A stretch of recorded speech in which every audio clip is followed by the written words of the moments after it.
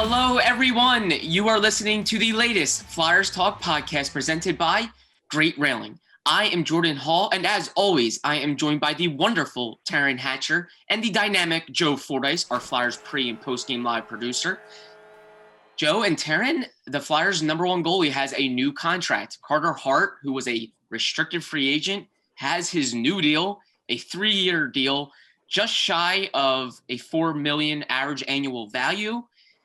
He will be a restricted free agent again in the 2024 all season, but Carter Hart is under contract going into this upcoming season. Taryn, I will start with you. What did you think of the new contract? And we heard from Carter Hart as well as he sounded refreshed, recharged, and ready to go for next season. What did you think of his comments and overall the new deal?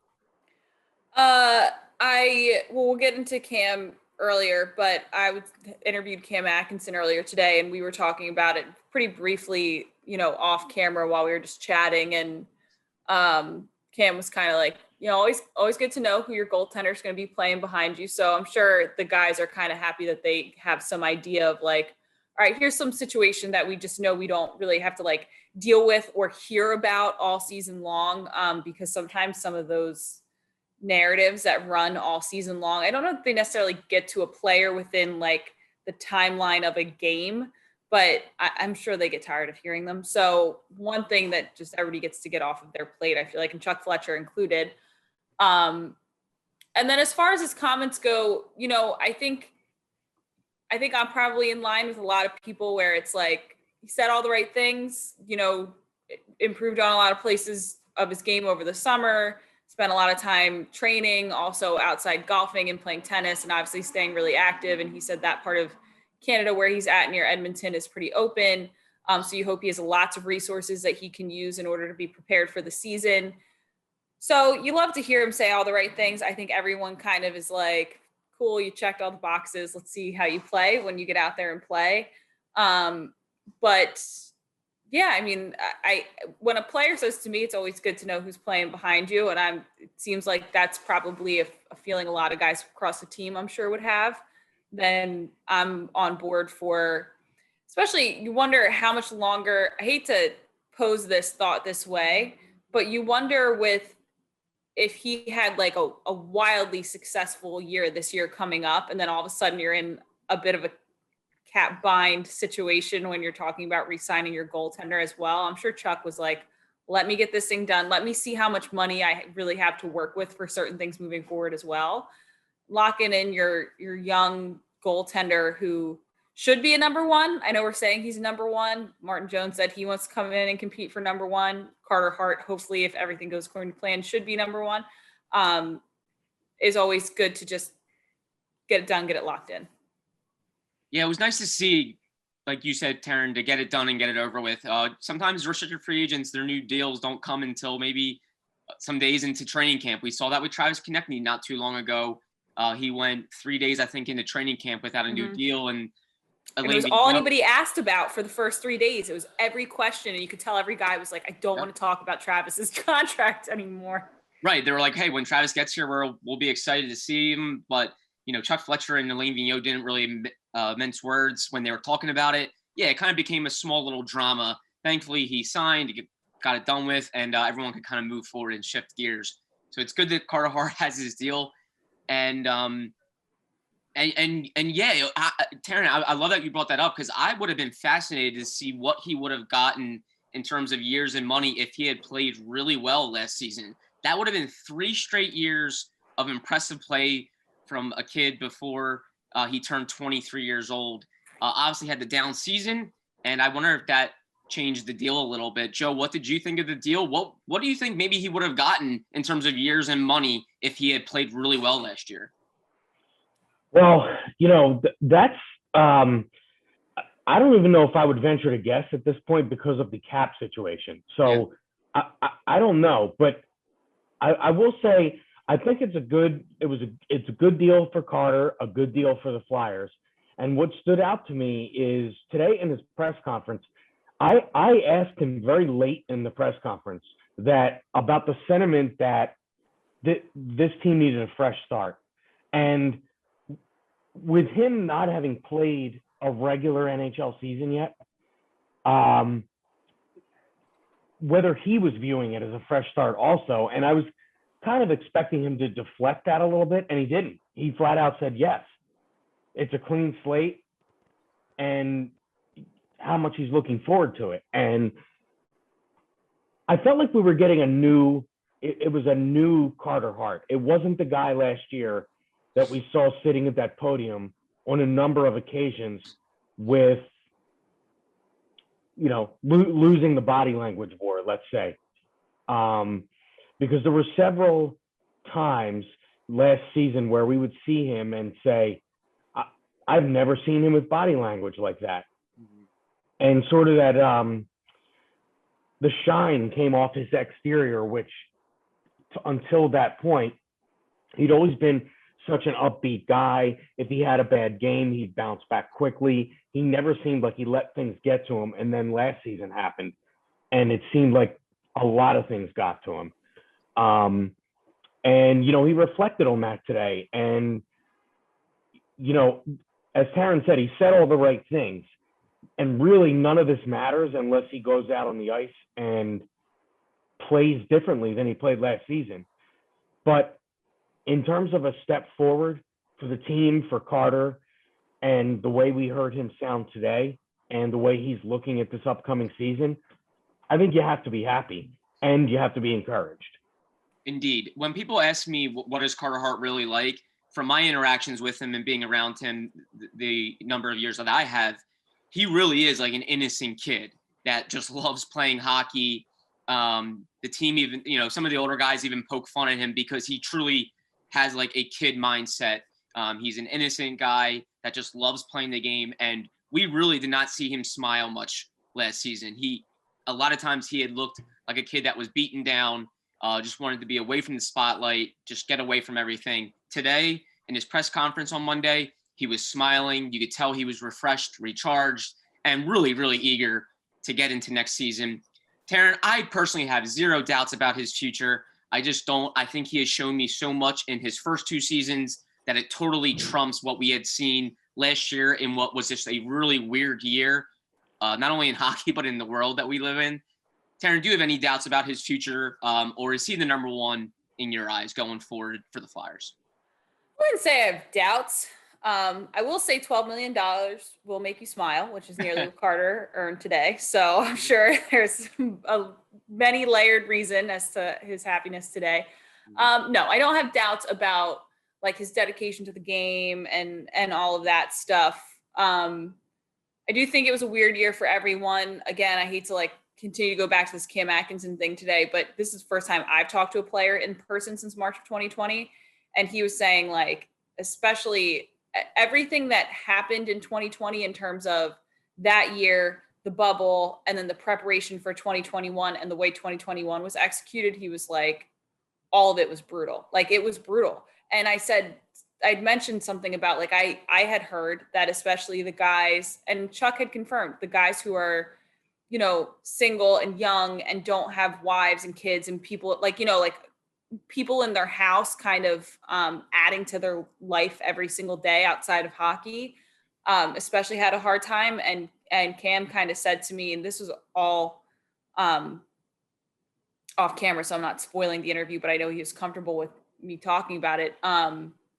He was like, yeah, honestly, it was brutal for everyone, like everyone, because you're thinking about teams talking about the idea of if you have a wife who works in these professions where they're exposed to a lot of people, there being restrictions, or if your kids are in school and they play school sports. We heard athletes talk about that, about, them, people talking about their kids being involved in lots of activities where they're around lots of people, all that stuff.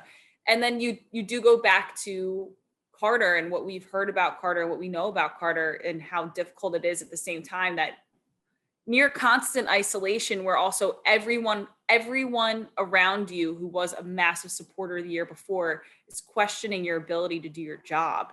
And you're just constantly consuming it and thinking about it. Even if he's not reading the articles or watching us on NBC Sports Philadelphia pre and post game and during intermission lives every single game, that he knows it's there. You're still aware of it. I've heard this from players all the time. Even if you don't consume it, it's there. You see it. you're tagged in the tweets. You see some of them, you know. I hope it's not like it this year. I hope that's not how it is.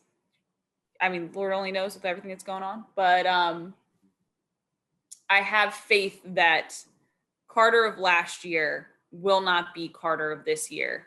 And it seems like, you know, he said all the right things about really refocusing on parts of his game, and he wouldn't mention a specific part of his game that they worked on, which I found interesting because last year they talked about the angles and all of that stuff, and then he came in and his angles all looked off, and I thought that was a smart kind of mature move to handle it this way this year instead, even though as a reporter you'd like more detail. Like you sit there and you're like, all right, he's figuring some of this stuff out. So I got faith in the kid that he'll bounce back, and he certainly has the resources and now the money to add any resources that he needs to do so. Because we saw how much Nate McKinnon apparently spends on his day-to-day to ensure that he's well prepared each and every game. You'd hope that maybe now, if Carter feels necessary, reinvest in certain places that might need help this year, or don't, and just go back to having fun. Like you said, Jordan, he's definitely a guy who can tell just really adores the game of hockey. And you hope that this year, with also with people having more things going on in their life where your sole focus isn't like ride or die with these teams that are playing essentially in a bubble, that maybe it takes some of the heat off the situation, which allows them to succeed. I don't know. That was a long rant about a whole lot of different things, but kind of the vibe I get around the situation. No, exactly what we needed. I love it. Flyers Talk is brought to you by Great Railing. Stop into Great Railing for the highest quality and lowest prices on all your railing, decking, and fencing needs. Well, Taryn and Joe, I'm excited and happy that you guys brought up the Cam Atkinson interview because we definitely want to get into it. I'm excited to watch it. Taryn sat down with one of the Flyers' newest additions, Cam Atkinson, on Monday for an interview that's going to run next week in Sportsnet Central. We'll have clips up on the website. Taryn, I'll start with you. Just what we got Cam and kids and Gritty. Yeah, there's a picture. I know Cam Atkinson met. Speaking of, just came up. His wife met Gritty. I bet that was a huge thrill because, as we know, Cam Atkinson's wife is a huge fan of Gritty even before the trade went down. His two kids got to meet him. A lot of fun with Cam Atkinson. As we know, his personality is great. I think he's going to fit in really well with Philadelphia. I personally have really enjoyed how he's interacting with fans on social media. I think that makes people want to watch the Flyers, want to know him as a person. I think it's always cool when that happens. Taryn, what did you take away from the interview with Cam Atkinson? How was it meeting him and just getting to know the new Flyer? It was so nice to talk to a person in person. There you go. First of all, I really enjoyed that. That was really nice. I will say, I think you're totally right. Like, his personality, I think, could do very, very well here. He's like a more mellow version of Kevin Hayes in that he just talks the way a normal person talks, like the way he's talking about, we were talking about the COVID year and the bubble, you know, the postseason before that, and his move to Philadelphia and stuff. And very easygoing, like could walk into a restaurant in Philly and talk to anybody and you'd have no idea he was a professional athlete because he's very, very down to earth and pretty chill, which I think lends itself to doing well in a new locker room. Sometimes big personalities, like massive personalities, either they fit or they don't. Like you can imagine Kevin Hayes in a really bad situation might not be everybody's taste, even though he's such a leader and works so well in the Flyers locker room. But yeah, Cam was great. He seems like when the biggest thing that I'll say that I took away from the interview, and I don't want to spoil all of it, is I talked to him a lot about that day that he got the phone call, that he was being traded and the events before that and immediately after that. And, you know, he was saying they just had the draft party the night before and he's signing all of these autographs and then all of a sudden you get a call and it's like, we got to buy a new house. I got to find, you know, a new preschool for my kid eventually. I got to tell my wife, where are we going to live? What are we going to do? All of that. And he said pretty quickly, it felt like he said the welcome wagon in Philly was insane. He was like, the way this organization runs, from, you know, getting me into a car, to getting me on a plane, to getting me into a house, to making sure that me and my wife and my children felt comfortable and taken care of. And then to have Scott Lawton reach out, Kevin Hayes, obviously, you know, JVR, all of that. So it seems like his transition into Philadelphia has been a really pleasant one that's made him look forward to playing in this city and for this city. And then that allows him to just figure out the hockey part of it, which is huge. I mean, when you're not dealing with this like aching pain of saying goodbye to Columbus and, you know, whatever, all of that, you just get to focus on the hockey. And his wife has friends here, he has friends here, which sets yourself up just to focus on what you need to focus on, which will be huge. Plus, he said, like, you look at Columbus, and that's not even the Columbus he played for, like the Columbus they have right now. So many of the pieces of that team that made it what it was have been traded away. And so it seems like he's really excited that, you know, if they were going to break the band up, break it up and send me somewhere else so it's not stale, was the word that he used. And of all the places, he said all the connections to Philadelphia really set the stage for what should be a great relationship. He said it much more eloquently than I did, so tune into the interview. But it does seem like it's kind of best case scenario for him, even though he didn't expect it or see it coming in any way, shape, or form. Yeah, it was really impressive to see how quickly he said he turned the page, because he will go down as one of the better Blue Jackets ever. Obviously, it was an expansion team starting in 2000, but if you look at some of the stats in franchise history over, obviously, their, I think, 21-year tenure in the league, he's right up there in like top two in a lot of offensive categories. So I know he was very beloved in Columbus, and he had a lot of fond memories, but you can just tell how much the Flyers excite him in the way he was able to turn the page so quickly. Joe, how about you? Any snippets of the interview that really stood out for you? I know you helped coordinate it and construct it all. What did you think of Cam Atkinson on Monday? Well, I just think it's interesting to even see the progression from when we did the podcast with him a couple of weeks ago to now, and sort of his comfort level. Because if you remember, when we did the podcast with him, he mentioned he did the podcast on his phone from his mom's closet at her house because his kids were running around, their dogs were running around. It was a little bit of a crazy situation for him that day. And, you know, thankfully he's a great enough guy that he took the time to do the podcast despite the hectic sort of circumstances that he had going on with his transition at that point. So, you know, that stood out to me. And I find it interesting when he's coming from a place where things got stale. And I think now he's coming to a place where I would argue that things got stale and he's part of the refreshing of the staleness. Yeah. And it's a bit of an interesting thing. And we've talked about this on, on previous episodes, that Pierre-Luc Dubois was a line mate of his, and he set him up for a bunch of goals. And then he got traded for Patrick Laine, who doesn't set anybody up for goals aside from himself. And I had mentioned that it's like if you traded for Dame Lillard, or, you know, you traded for James Harden, and then you get surprised that the other guys on the offense numbers go down because they don't have the ball that much. They don't shoot it as much. I think the same can be said in a situation like this. So I really think that's a good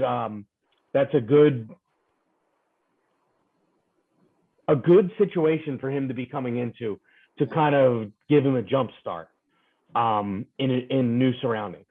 So I think, you know,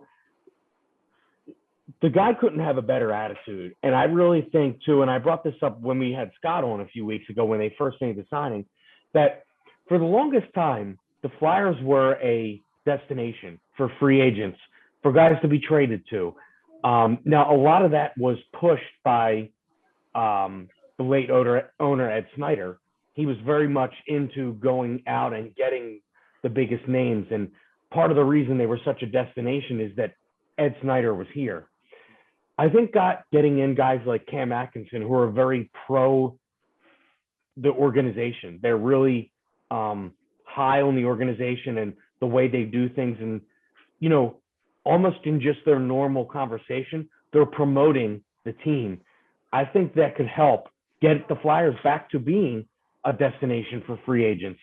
And quite frankly, that's what they're trying to do, right? They're trying to build this team back to being a Stanley Cup contender. And guys like Cam Atkinson, their play on the ice and the way they are, and just, how polarizing they are about the organization that they play for, can really help that process. Yeah, Cam Atkinson will certainly spearhead all of that in the sense that when they acquired him, Chuck Fletcher, the general manager of the team, admitted there was a malaise last season. Nobody was smiling. There was staleness. And Cam Atkinson is probably the opposite of staleness. Tons of personality, a team first guy, a family first guy, fan first guy. He's everything you probably want in terms of if you're looking to refresh things and rebuild things. And the Flyers want to compete and contend this upcoming season. And Cam Atkinson is the guy that's going to help there. And he's definitely been an organization first guy so far. I think Philly's really going to like him. And Carter Hart talked about it today. We'll go back to Carter Hart for a second. He mentioned it's very excited to hear that these guys want to come to play for the Flyers. You want guys that want to be a Flyer. And we've seen it with all these offseason additions. A lot of them talk about the history and wanting to be here because they believe this team can win. Taryn, do you feel that's genuine? Do you feel like this team is going to be in a spot to win next season? Yeah, I mean, I think it goes back to what I was talking about the last podcast that I was on, is that it feels like Chuck brought in guys who have proven what they can do. Maybe I'll take Ristolainen and put a slight caveat around it because the Sabres of it all, but that have proven what they can do right now. And a lot of them were alternate captains on the teams that they were on. A lot of guys that are expected to come into the locker room and kind of set a tone in terms of work ethic and team kind of morale and expectations off the bat. A lot of character guys, though, who can also play hockey. Like, you're not talking about veterans who can't play anymore, but set a good tone, like character guys that can still play. The thing is that they can play right now, and they can maybe play. A few of them have quite a few years left in them, but there are certain guys on that roster that want to do something, make moves right now. And to me, that said that Chuck has taken a lot. There's been a lot of years where the Flyers have invested now to see return on investment later. And Chuck's seemingly shifted the focus to, okay, that core group where we would always talk about Jake and G kind of towards the top. We're shaking up that group. That group has been shooketh. Yeah. And we're taking this group of young players, of up and comers, and their expectation window starts now. Really started like a season and a half ago, but whatever. And we're going to give them pieces that back them now, that can work with them now. And to me, that says, like, yeah, Chuck is expecting results currently. We're not talking about 3 years from now or once Lindblom grows into his game, although he's probably the exception of that entire rule. But like, Sanheim should be in his game now. There's players that should be ready to go right now. TK, all those young guys that are mid-20s now and aren't really considered that young in the hockey world. I think he made a point to supplement them with players who are prepared and want to win currently. Which personally, as someone who grew up with this team, was really refreshing, because it felt like for a lot of years we were stuck in this era of they've got talent, but they've got like a lot of players that will be talented as well. And there's a big kind of gap in between the two. And it seems like Chuck has seen these guys come closer to here and kind of moved on from some of these here and planted them with people who are also kind of in that phase. And I think that's what fans honestly want. Not that it's totally about just pleasing fans. There's lots of things that don't please fans that are ultimately good for a franchise. But I think fans here and even the front office here, rightfully so, kind of had enough with this whole we play for tomorrow. It's like, when's tomorrow going to come? I think Chuck is bringing tomorrow to the present. And you know what's interesting too, Jordan? If you look at the guys that they brought in this offseason and look at the coaches that they've played for, I think it's very, very interesting. And we talked to Cam a little bit about this when we had him on the podcast. We heard last year so many times, Sean Couturier in particular, talking about how the Flyers weren't hard enough to play against.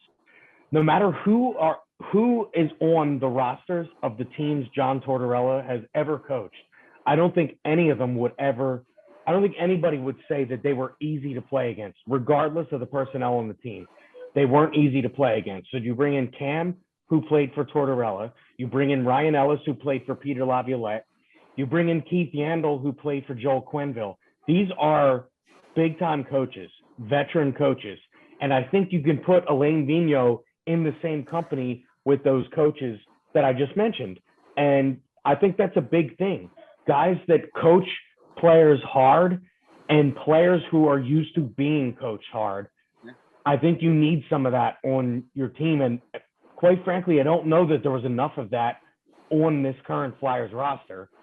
And I think that's going to be a welcome addition too. Now you have a player like Rasmus Ristolainen, who the thing with him is he has been through complete upheaval in terms of coaches, sometimes different coaches in multiple seasons. So maybe the consistency behind the bench for him will help him. So you have guys coming from all different sort of backgrounds. And I really think that a veteran coach like Alain Vigneault and veteran players who have played for some of the best coaches in this league can really help. They can all feed off of each other, and make for some good, like that's how you build chemistry with a team. Everybody's background comes together and you mesh all that together and you kind of get the sum of the parts. And I think the parts that the Flyers have put together here should come out with a pretty good sum, and we'll obviously see that starting in September. Yeah, I couldn't agree more. And I sometimes I think teammates help their teammates build confidence. Sometimes just the presence of a player can help build confidence. We saw it a lot with Matt Niskanen. I think he naturally built confidence in his teammates because people know Matt Niskanen. They know his pedigree. They called him Steady Eddie for a reason. He was so consistent. So a lot of it's like, oh, well, we got Matt Niskanen back there. We're good. Don't worry. I think a lot of these guys, they have pedigree. They have presence. I sure think Carter Hart's confidence is going to go up starting next season because he's going to see a Ryan Ellis. He's going to see a Keith Yandel. He's going to see those two guys who have good track records, who have been there, done that in many ways. And Rasmus Ristolainen is still, a younger player that's coming into his own, but certainly a guy that likes physicality, likes standing up for teammates. That stuff, those little things build confidence. It's not a knock on who was here before, but Philip Myers did not have a ton of experience. Robert Haig, not a ton of experience. Not a knock on them, but obviously the Flyers, no doubt about it, have gained a lot of experience and pedigree on the back end, and that I think will do wonders for Carter Hart's confidence. And they will have practice time as well. Like you're talking about adding a lot of new pieces who will be able to practice together, which last year, like Phil, we've always talked about like the Phil, the highs are highs, the lows are lows. That's always been the criticism. And last year you add to that like none of them practiced, I think, for like a month or so at one point in the season because there was no time to practice. So you have no time to address your team chemistry issues or really even your individual issues. You're talking about guys who should be prepared in terms of professionalism and experience to kind of almost plug and play to a certain degree. Obviously, chemistry does have to develop, but they should be ready to play hockey at a level that we know that they are capable of playing hockey. And they will have practice time to develop chemistry, which will be important because there's a lot of new pieces, but it will be available to them, which is something that was not available last season. Yeah. And Jordan, just like we've talked about this, and I'm not trying to continue to harp on this subject, but the idea that players like Travis Sanheim can't be the young guys anymore. They can't be young guys. Konechny as well. I think we saw quite frankly, a little bit of immaturity with Konechny last year. He admitted to us that he basically came into camp out of shape on media day last year. And, those kinds of things, because you have a player like Rasmus Ristolainen who Sanheim's no longer going to be the young guy on the blue line.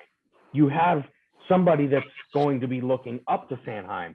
So these guys really need to take the next step in their careers.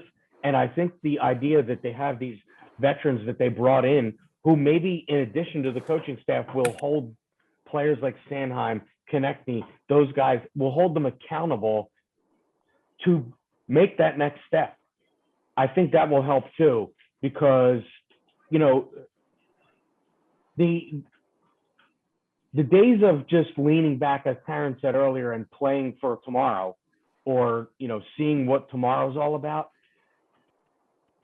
we have to move on from that a little bit at this point. And there's a lot of players here, particularly all the players that came in this offseason, with the exception of maybe Ristolainen.